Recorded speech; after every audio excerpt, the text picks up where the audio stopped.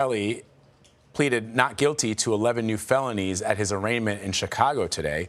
The charges stem from the 2010 case involving Jericka Duncan, who was a minor at the time. A little earlier, Anne-Marie and I spoke about this with CBS News national correspondent Jericka Duncan. I thought it was interesting, as you probably heard Steve Greenberg say, he pleaded not guilty because he's not guilty. But to go back to where this all started was in February when he was charged with 10 counts of criminal sexual abuse. That involved 4 women, 3 of whom were minors at the time of the alleged assault or abuse, and 1 who was 24 years old at the time. Last week, he was charged with 11 counts of including criminal sexual assault, which can carry a sentence of up to 30 years in prison. So that's sort of the distinction. The distinction really that the criminal sexual abuse and this new round, these new charges, which involve criminal sexual assault. So you say, well, what's the difference there? This one, according to the charging documents, involved sex with a minor by the use of force or threat of force.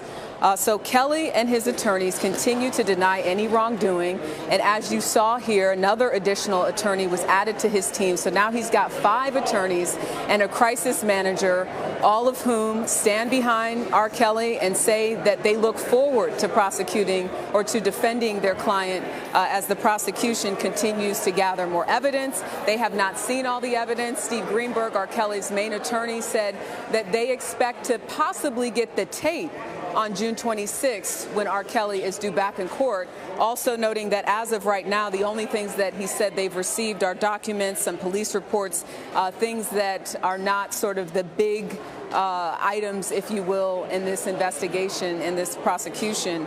He said that they have not received any scientific stuff, so referring to the alleged DNA evidence from a shirt that links R. Kelly to the crime. So they still have a long way to go. And I even asked Steve Greenberg when he was up here, when will the trial start? And he said that in the state of Illinois, the Cook County State Attorney's Office can sort of decide which cases they want to take first. But in the end, he said it could be sometime next year. So we are prepared to continue to cover this, but there are a number of court hearings that we assume will happen between now and next year, mainly with status hearings dealing with the evidence that the prosecution is expected to turn over to the defense. So just to add to sort of the tabloid nature of this, we heard his attorney mention Michael Avenatti, who has inserted himself in this case as well. Right.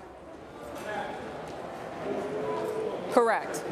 He has inserted himself in the case. At one point, he represented 2 of the women. One woman who has come out and said that R. Kelly sexually abused her when she was a teen, Jericka Duncan, has gone onto Twitter and said, you know, I was the one that's part of these 11 new charges. And then you have Lanita Carter, who we spoke to exclusively. She's the former hairstylist who said that she was sexually assaulted by R. Kelly. At one point, Avenatti represented her, but as of recently, she actually reached out to me and told me that he does not represent her. So where he stands in all of this, it's unclear. But he is the person responsible, according to him, for handing over those, gotta love live TV, handing over those tapes to the prosecution. So he is involved in the big picture and, again, at one point represented, as far as we know, at least 2 alleged victims. So we have not heard from him today. He is not here. This was really about R. Kelly being present for these new charges, which he pleaded not guilty to. Yeah, clearly a busy day in the Chicago courthouse. Not just R. Kelly, but a host of other things going on there. Jericka, thank you so much. Thanks, Jericka. Thank you.